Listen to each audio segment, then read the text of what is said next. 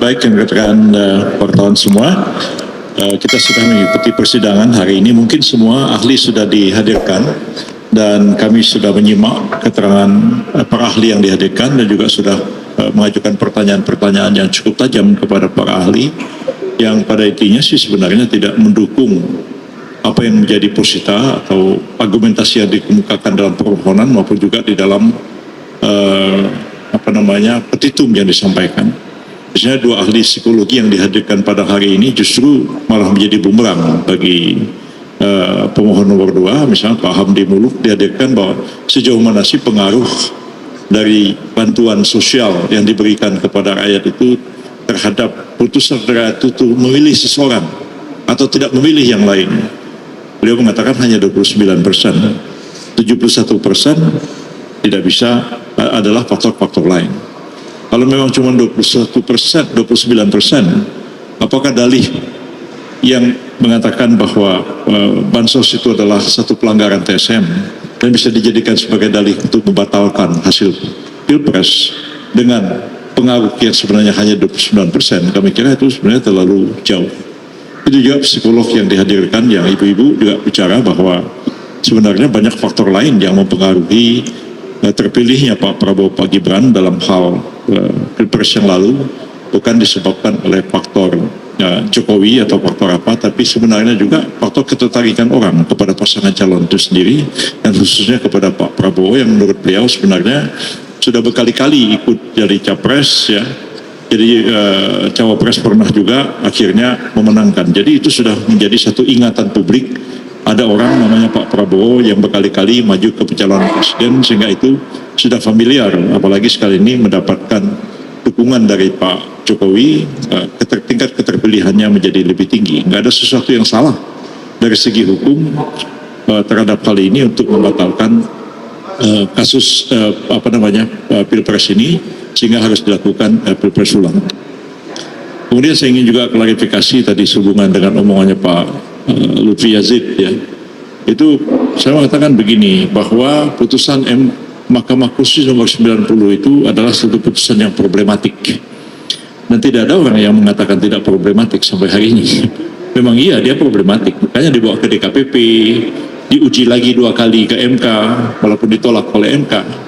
Dan memang dia problematik. Pada waktu saya mengatakan, seandainya saya menjadi Gibran, ya, mungkin saya tidak akan maju ke dalam pencalonan karena saya tahu ini problematik. Tapi kalau beliau ingin mengambil keputusan akan maju, saya hormati keputusannya itu.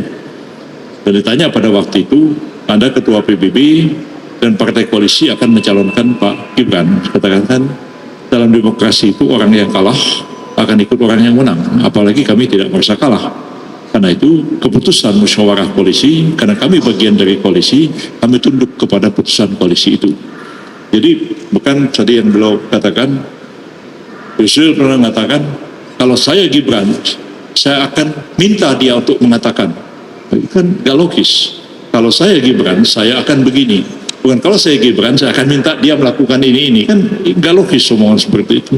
Jadi saya kira ini clear, supaya tidak menjadi persoalan, karena agak kurang baik juga ya. Dalam persidangan seorang advokat sepertinya mengadu domba antara advokat dengan kliennya, itu tidak pantas untuk diucapkan ya. Kita tidak etis melakukan hal seperti itu dalam persidangan. Supaya persoalan ini menjadi clear, tidak ada persoalan lagi. Sejak awal kita sudah sepakat bahwa Pak Gibran itu kita dukung, kita calonkan. Bahkan ketika beliau datang ke rumah pun mengatakan, saya katakan saya akan siap untuk membantu aspek-aspek hukum yang sepanjang pencalonan Pak Gibran dalam Pilpres kali ini. Saya persoalan itu sudah clear sebenarnya. Tapi kalau diungkap lagi dalam sidang ini, apalagi sepertinya membuat konflik antara klien dengan advokat, saya kira memang tidak mestinya harus dilakukan hal semacam itu. Tapi saya akan mendiamkan aja persoalan ini. Terima kasih. Sini lah. Oke. Lalu disiap-siap lo kalau gue ya. Hari ini semakin lucu lagi. Kemarin saya udah ketawa terpingkal-pingkal, sekarang jauh lebih parah lagi. Parah banget. Masa 90 juta suara lebih dari Prabowo mau dibatalkan dengan kesaksian pesan-pesan moral dari Romo. Kan ini kan masalah hukum, bukan masalah pesan-pesan moral. Ya. Jadi benar-benar kok aneh banget ini tim kuasa hukum mereka. Yang kedua, terus dibawa 2 psikolog. 2 psikolog mau dipakai untuk membatalkan 90 juta suara. Masuk di akal nggak sih? Gue pusing katanya. Gue pusing, ini praktek hukum yang mana ini coba? Malah psikolog mereka terakhir mengatakan, kenapa Prabowo menang? Karena waktu 2014, 2019 dia menunjukkan ingin berkuasa. Tapi pada saat dia masuk tim Jokowi, dia menunjukkan sifat yang sangat cool. Ya, dia menunjukkan pribadi yang sangat cool. Bahkan waktu kampanye pun dia diserang habis-habis, dia tetap tenang. Belum lagi dengan tari apa itu gemoy-gemoynya, joget-jogetnya. Itu kata psikolog mereka. Malah psikolognya menguntungkan kita. Jadi benar-benar saksi mereka itu malah menguntungkan kita. Makanya saya bilang, ini 03 ini mau kemana sih? Sudah suaranya parah banget, masih pengen menang lagi di MK. Nggak tahu diri apa sih? Belum lagi Sirekap dipersoalkan. Sekarang diakui, pernah nggak dilakukan audit forensik terhadap Sirekap? Belum pernah. Hanya asumsi, omon-omon. Jadi ini perkara adalah mengadili perkara omon-omon, ya? Atau lama-lama perkara apa ya? Omon-omon, onde-onde gitu ya. Gimana Pak Kocek? Jadi kalau sebenarnya permohonan ditujukan kepada KPU, tapi posisinya maki-maki presiden melakukan katakanlah tindakan inkonstitusional. Jadi tentara sekali mereka panik, dan sampai hari ini belum ada satu bukti pun juga yang diserang, misalkan dipertentangkan antara advokat dengan Pak Yusri Manadi itu. Jadi mereka adu domba kita, padahal kita ini semua utuh loh. Jadi apa yang saya mau katakan, sudah sejak semula kalau kita lihat posita, maki-maki presiden tanpa bukti. Kalau itu kan kejahatan jabatan, mesti ada putusan pengadilan. Akhirnya larinya kemana-mana di antara posita dengan petitum tidak nyambung. Cuma sekian. Saya mau tegaskan mengenai bansos ya. Tadi waktu kita tanya dia punya ahli tentang bansos dan juga Romo, tahun 2021 itu bansos sudah 400 miliar lebih. Tahun 2022 bansos juga udah 2.400 miliar lebih. Apakah itu untuk politik? Apakah itu pemilu? Kan belum ada pemilu saat ini. Jadi benar-benar bantuannya adalah bantuan sosial. 2023 sama 2024 meningkat sedikit, tapi masih di kisaran 400 triliun. Terus masalahnya di mana? Belum lagi zaman SBY juga sudah ada bansos. Jadi benar-benar alasan bansos itu adalah alasan, nggak ada alasan lagi mereka ya, siapa tahu mengharapkan menang aja. Bansos itu benar-benar sudah ratusan miliar sejak 2021 udah 400 miliar, 2022 udah 400 miliar, 2024 ada peningkatan, tapi nggak terlalu besar. Ya gini dulu deh ya. Oke, omon-omon, benar-benar parah. Ya.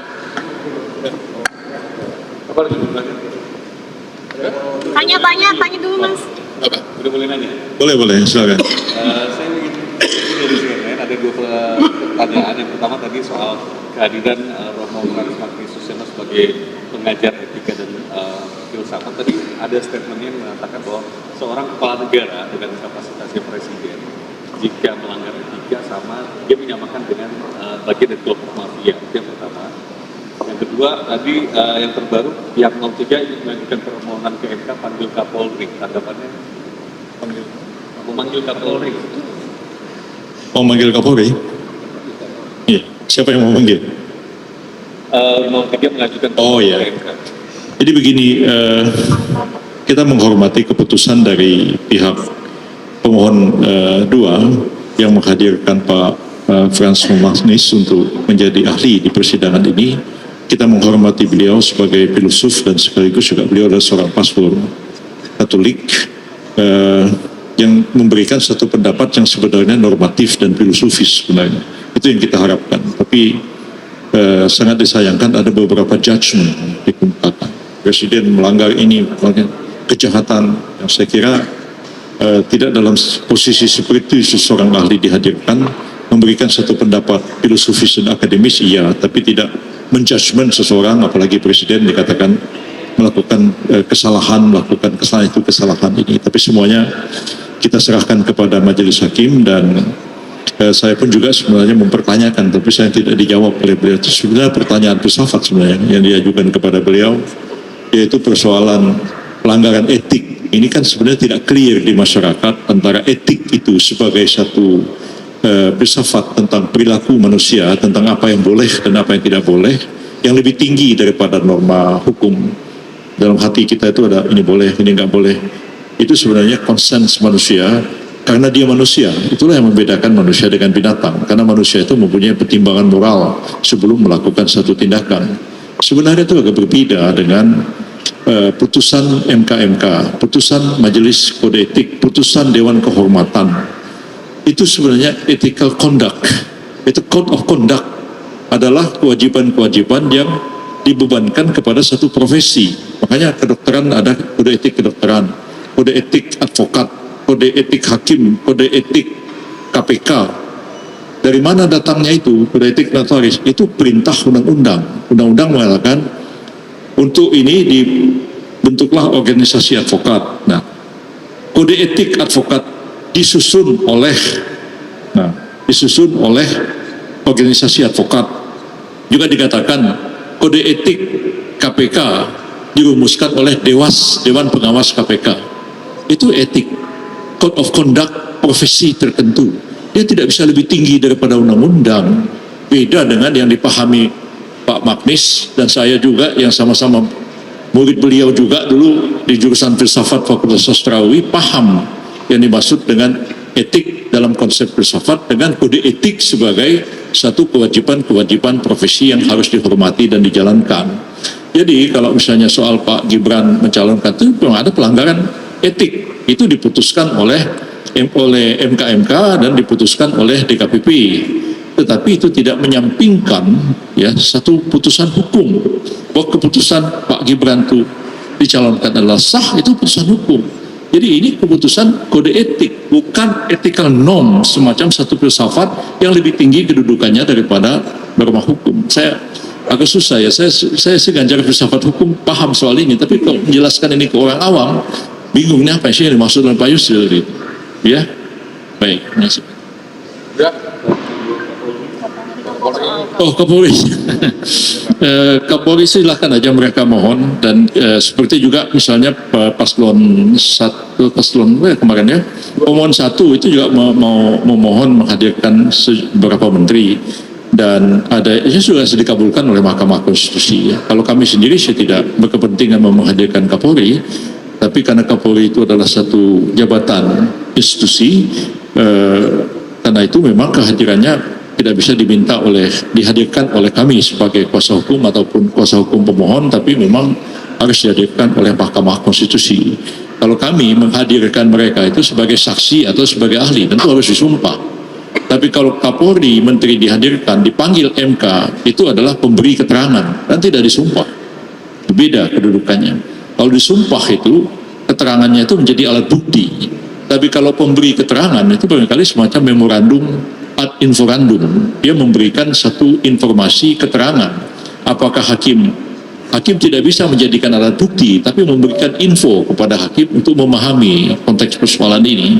Jadi sebenarnya agak beda antara pemberi keterangan dengan saksi dan ahli yang kami nggak bisa hadirkan pemberi keterangan. MK bisa panggil siapa aja, dan mau panggil presiden boleh aja, itu kewenangannya dia. Ya. Thank you.